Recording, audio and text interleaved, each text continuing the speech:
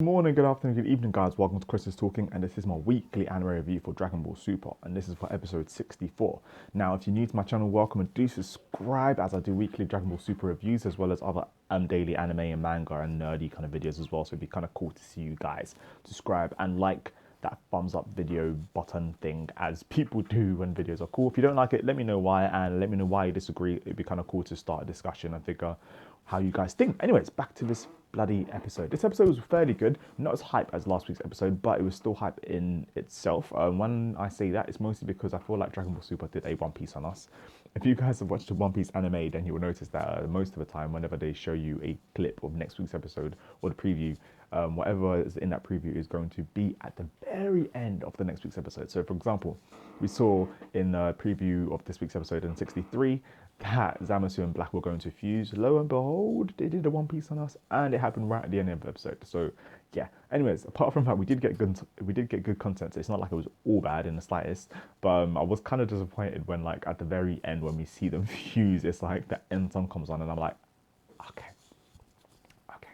But yeah, in this episode, we continue on from Black having his ass handed to him by Vegeta. Vegeta's still going ham, and Black's still wondering like what the hell was going on. How have you got much stronger? And he's basically trying to figure out this whole situation whilst fighting, which is stupid because he should be focusing on not getting his ass handed to him, which is yeah. And I think it's because he's had so much time fighting people who are weaker than him that he kind of forgets that when someone's stronger, you should be figuring out the fighting techniques and exactly what's going on instead of kind of zoning off and thinking about your god complex, which is what he did for a while. But I give it to him. Him doing that allowed him to actually figure out part. Oh, sorry, my arm is hurt. I'm going to move it closer. Part of why the Saiyans get stronger, and he ends up realizing himself, okay, if the Saiyans get stronger through anger and rage and what's happened to them, then I can do the same kind of thing to myself and be angry at humans for not understanding gods and for trying to become gods. And in his own twisted kind of way, he ends up leveling up again, and his hand scythe, no, his hand blade, key blade thing, turns into some giant scythe.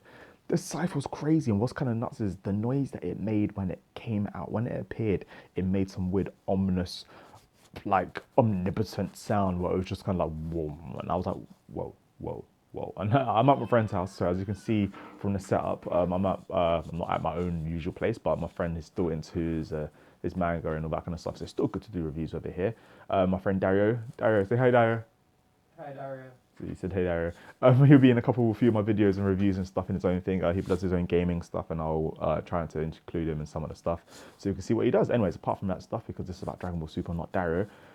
Yeah, this was a pretty good episode because after that fight, and we get to see Black use his scythe to then do some crazy summoning technique, shadow clone thing, where like 3 Blacks appear. Then there's like 6, then it becomes like 10. Then it's like, okay, now you're just surrounded by Goku Black. Like, this is crazy because you couldn't even fight one and you have a shit ton of them. And what takes the piss as well is that when they get taken out, they do some shadow clone thing, but then they reform with more.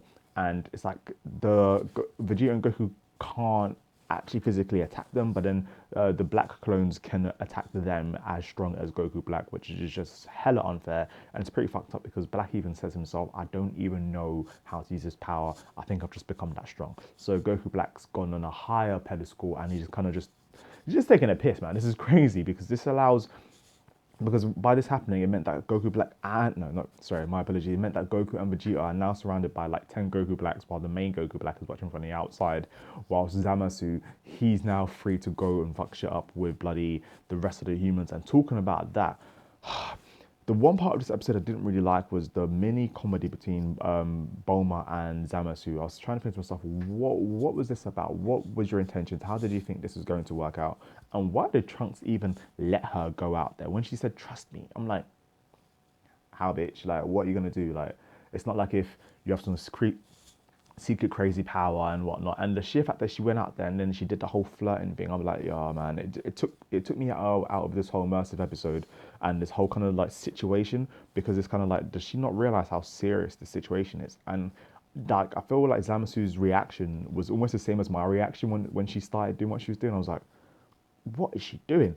But yeah, so I'm glad that it didn't work. Otherwise, that would have just been quite annoying. Kind of like, why are you doing this?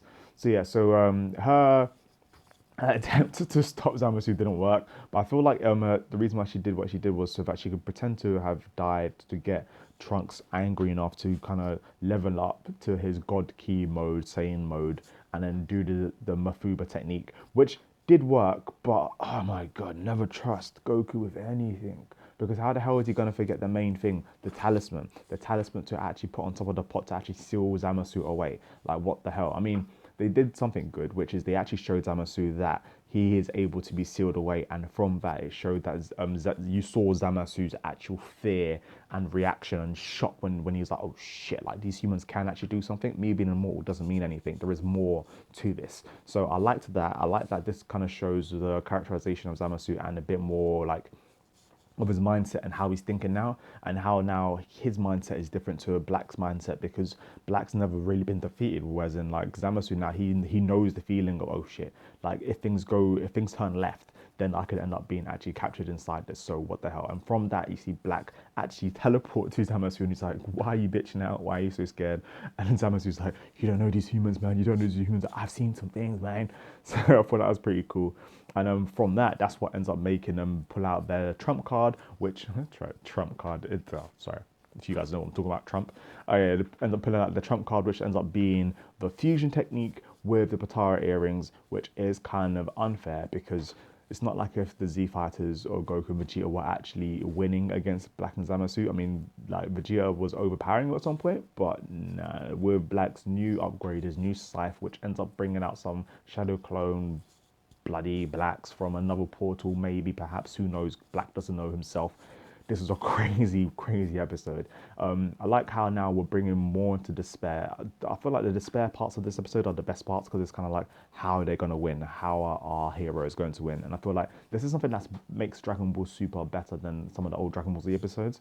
It's like with Dragon Ball Z, you knew if Vegeta and Goku were there, like they could take out everybody. No matter how strong the bad guy was, eventually Goku and Vegeta would take them out. In this kind of arc, even though we have Goku, Vegeta, Trunks, and everybody else there, it's like these villains are actually doing some absolute damage, and I feel like they're definitely going to stand out in the Dragon Ball universe. And I'm super excited. My friends actually ordered Dragon Ball Xenoverse 2. And I'm just excited to play Goku Black on that shit, and looking to see what other characters come out, and hopefully Zamasu and all of them come on this as well. Would be pretty fucking awesome. But yeah, anyways, I went on a slight tangent. What did you guys think of this episode? Did you guys like the humor, the comedy from Bulma? Was you expecting her to do that? What did you think she was actually going to do?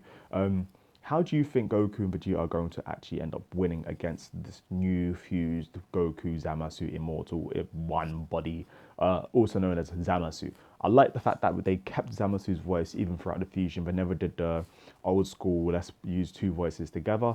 It kind of makes it more, I mean, it makes more sense because they are both Zamasu, so it's kind of like, yeah. But I'm wondering if that new Zamasu is going to be immortal with the new God Key. And like, if you saw clips of next week's episode, you saw that like this new Zamasu has like some weird God Halo thing behind his head. So that's going to be pretty fucking hectic. Anyways, hope you guys have a great day. Do subscribe if you like this review. Do let me know your thoughts. And if you don't like this video, leave the comments down below and let's have a discussion so I can figure out why and what are your favorite parts and what did you not like about this episode, as well as the review and whatnot. Hope you guys will subscribe and see you guys next week. Have a great day, guys. Chris is talking. Peace.